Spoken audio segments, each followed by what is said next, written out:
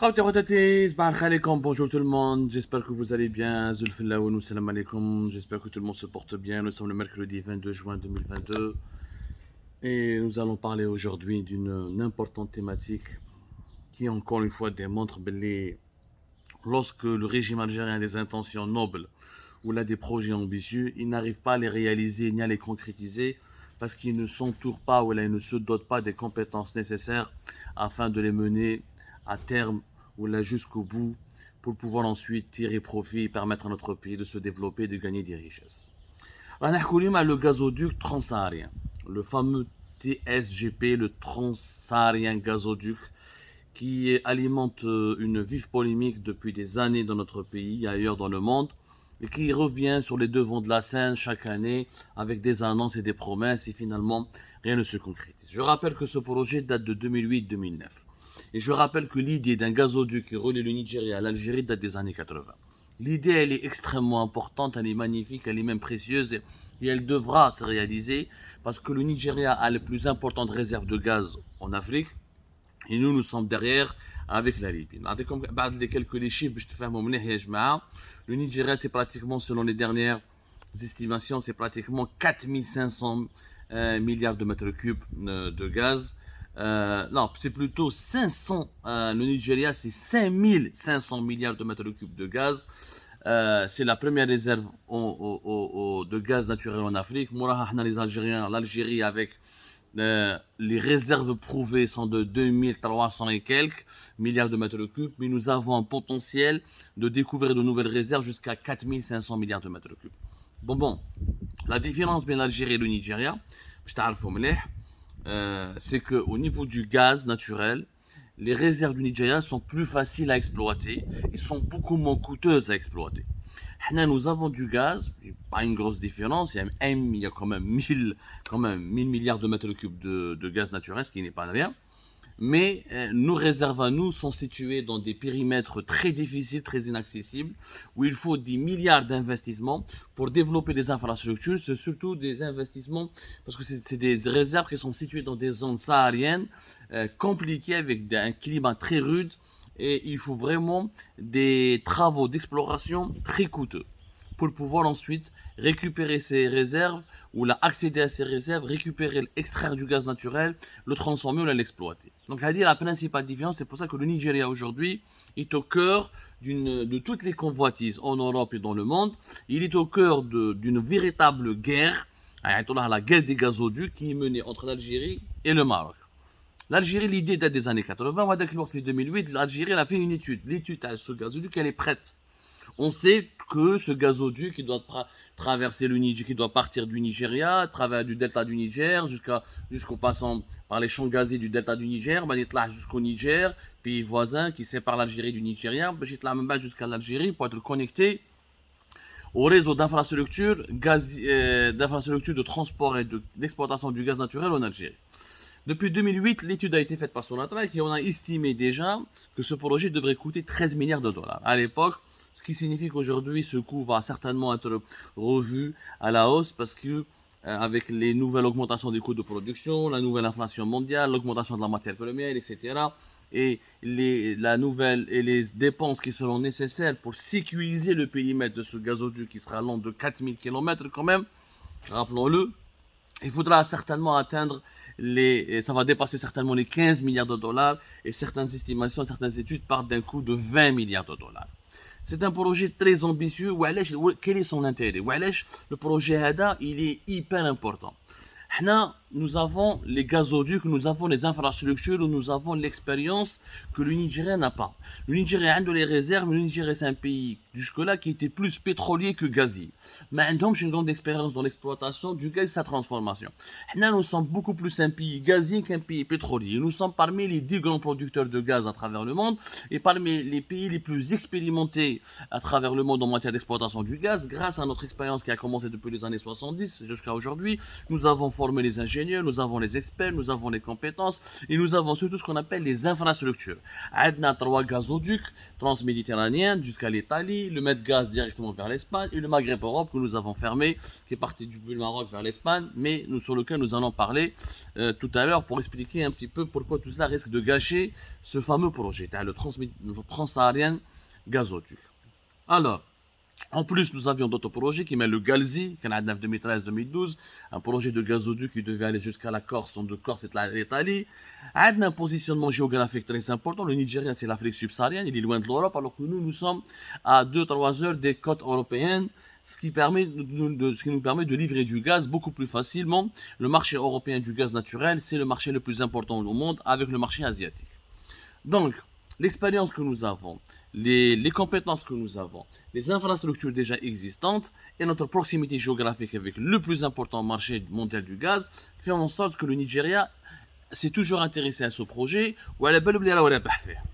Malheureusement, le projet n'a pas été réalisé à cause de l'insécurité qui régnait au Sahel. Le mouchkil kbir contre ce projet, c'est que le nord du Nigeria, Boko Haram, la guerre est toujours, même si l'armée du Nigeria arrive à contrecarrer quelquefois, mais le Boko Haram arrive, le groupe terroriste, un Daesh africain, arrive à faire beaucoup de mal au Nigeria et arrive même à dominer certaines régions. Avec le nord du Niger, c'est très compliqué, avec les groupes armés qui viennent du Mali, et le Niger est un pays pauvre, il a du mal à se sécuriser son pays, et sans l'aide de la France, notamment de l'armée française. Donc, le manque, l'insécurité dans la région a retardé toujours ce projet. En plus, la question principale, c'est qui va ramener ces 6 milliards de dollars pour lesquels il faut investir. Entre 2008 et 2009, à l'époque, les premiers accords qui ont été signés par les 3 pays, chaque pays finance le tronçon qui traverse son pays. Sauf que le Niger n'a pas d'argent. Le Nigeria, avec tous les problèmes qu'il a eu d'insécurité, et il fallait les dépenses militaires qu'il fallait faire pour lutter contre Boko Haram, et ses problèmes internes, etc. Au Nigeria, c'est un grand pays, c'est un pays très complexe. Je rappelle, c'est le pays le plus peuplé en Afrique. C'est plus de 200 millions d'habitants, Yajma'a. C'est un pays qui connaît beaucoup d'ethnies, beaucoup de diversité religieuse, avec une importante communauté musulmane, certes, mais des chrétiens, des animistes. C'est un pays qui a ses problèmes. Le Nigeria sera en 2040 le 3e pays le plus peuplé du monde. Il est déjà à 206 millions d'habitants et on estime qu'en 2040, il sera pratiquement à 300 et quelques, presque 400 millions d'habitants. Mais allez, neige. Le problème c'est qu'il a été retardé, etc. Le Maroc, en 2016, il a profité de ce blocage. Il fonce grâce à une visite de Mohamed VI à Abuja. Le Nigeria, qui a toujours été pas pro-marocain, toujours proche de l'Algérie, mais à partir de 2016, le Maroc fait un énorme lobbying pour se rapprocher de ce grand pays, pour se rapprocher des autres pays de la communauté de l'Afrique de l'Ouest, qu'on appelle la CEDEAO. Il propose un projet d'un autre gazoduc qui sera beaucoup plus long, plus de 6000 km, qui traversera le Nigeria pour aller vers une quinzaine de pays, le Bénin, le Ghana, etc.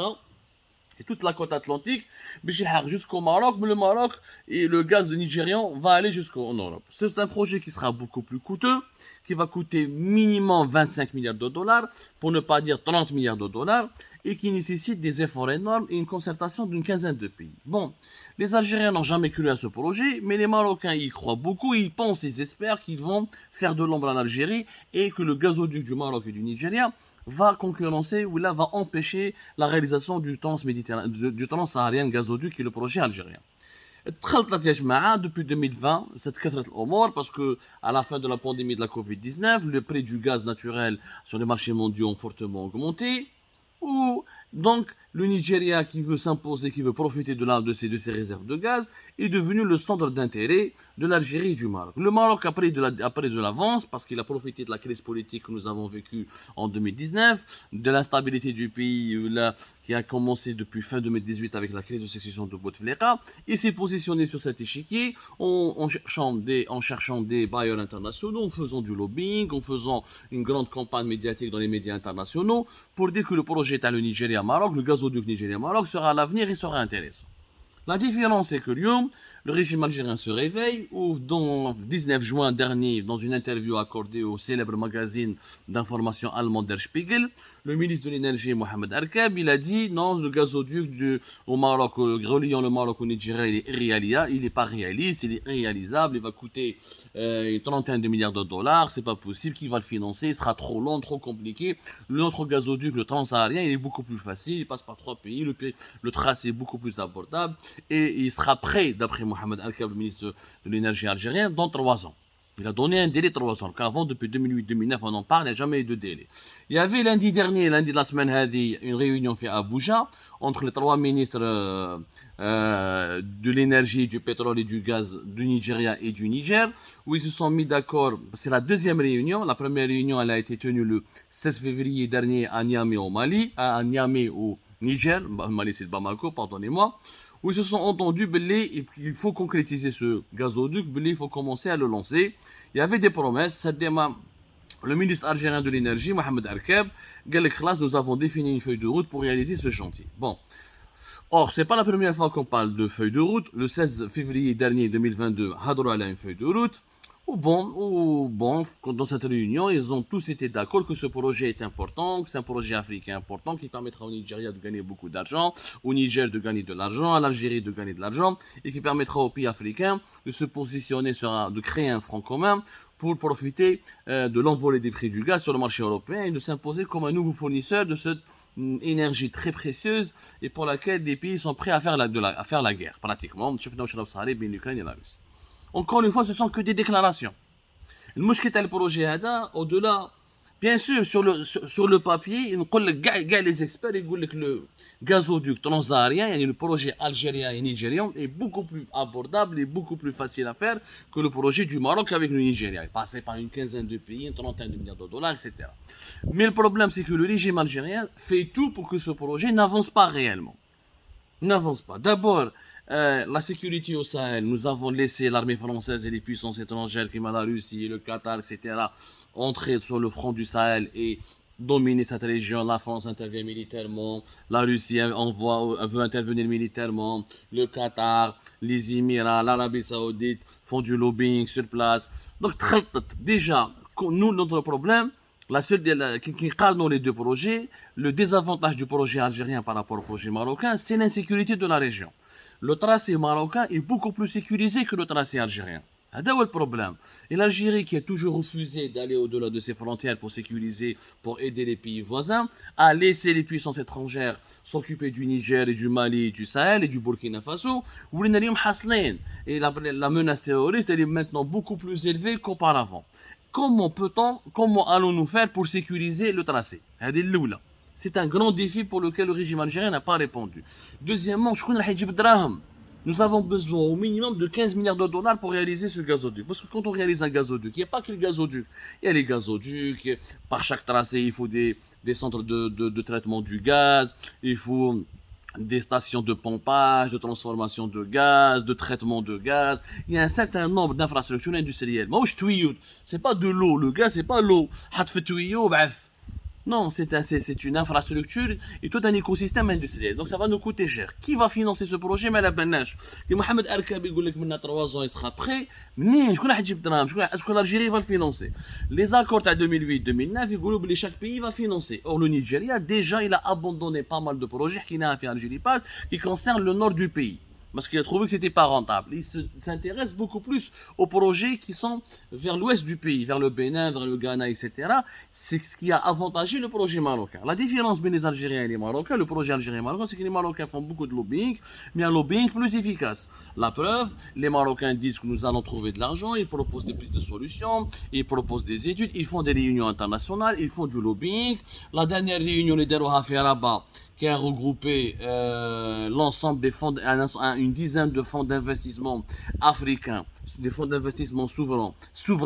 Le fonds d'investissement souverain du Nigeria, il a participé, c'était entre le 20 et 21 juin 2022, à Rabat. Ça s'appelle l'Africa Sovereign, c'est le forum des fonds d'investissement africains, l'ASIF, qui regroupe 10 fonds d'investissement africains, dont le fonds marocain Itmar Capital.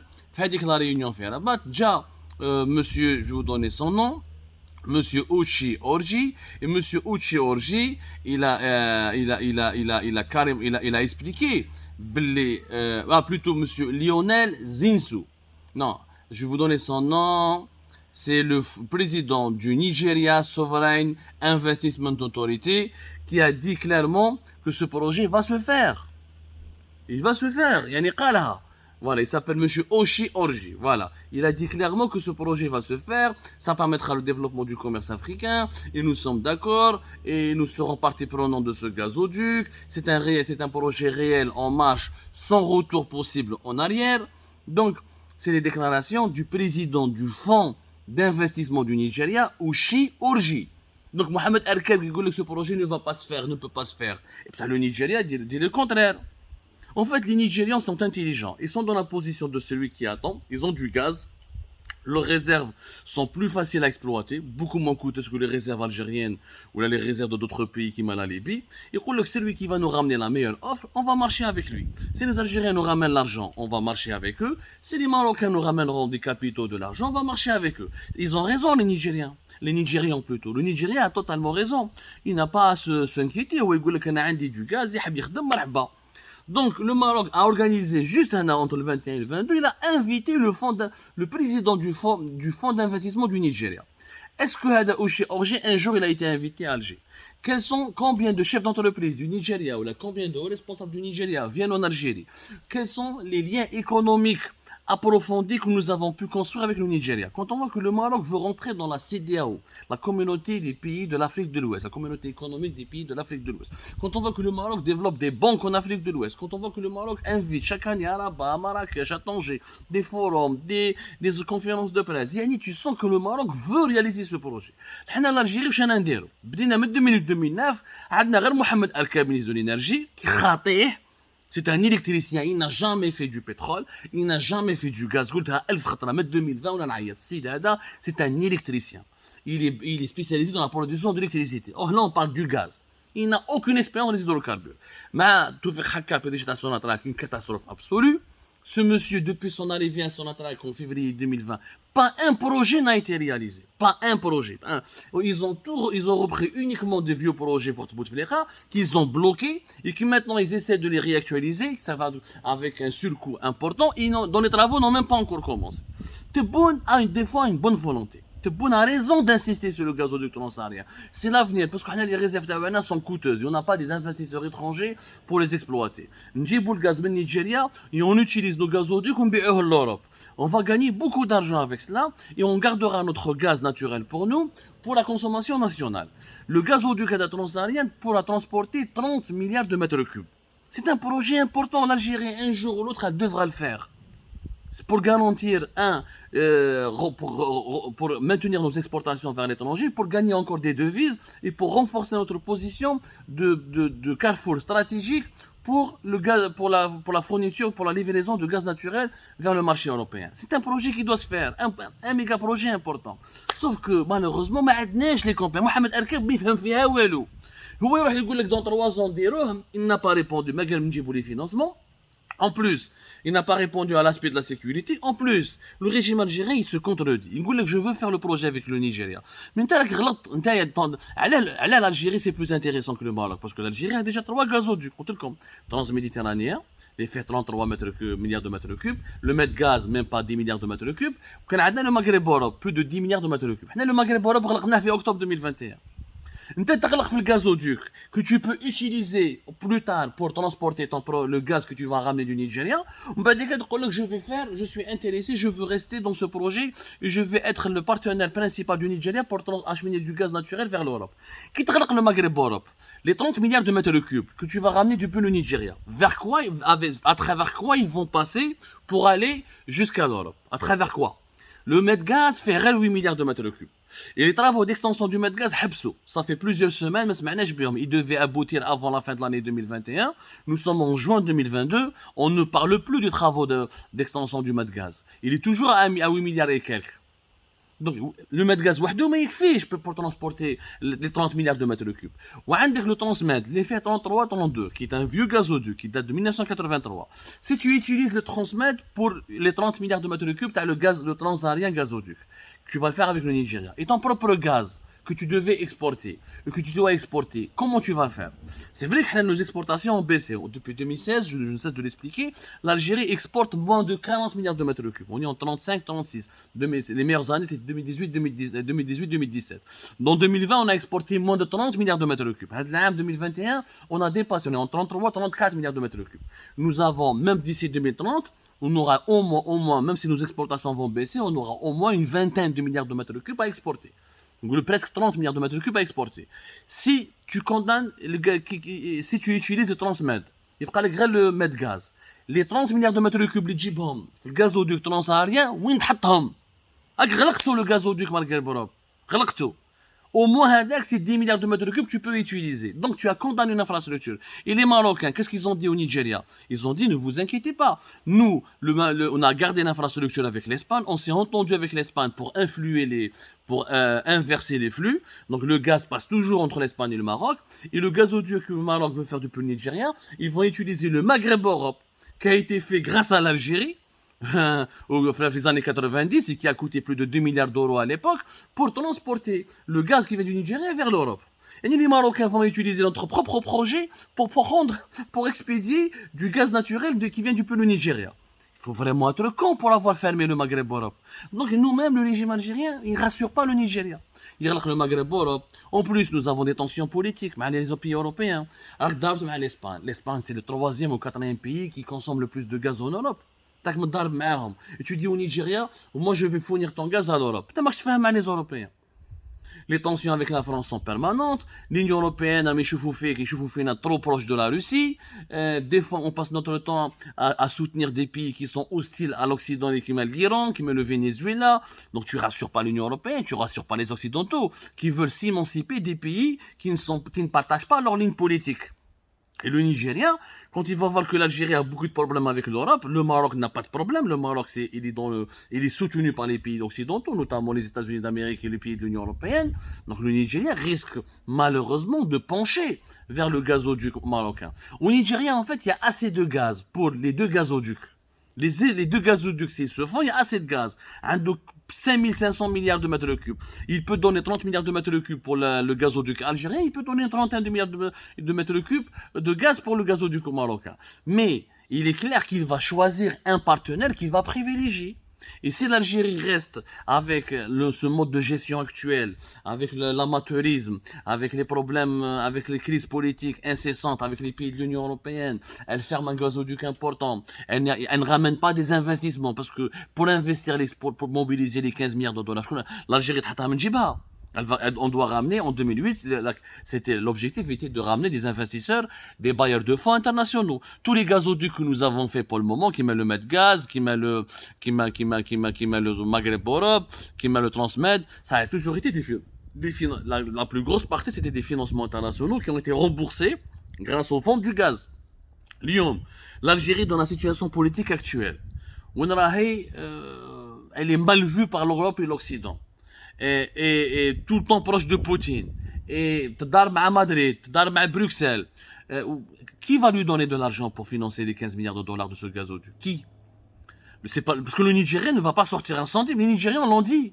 Le Nigeria, il veut que son partenaire, lui, il rentre avec son gaz. Le premier ramène le gaz, le deuxième ramène le fric. Le partage des responsabilités des tâches, il est clair.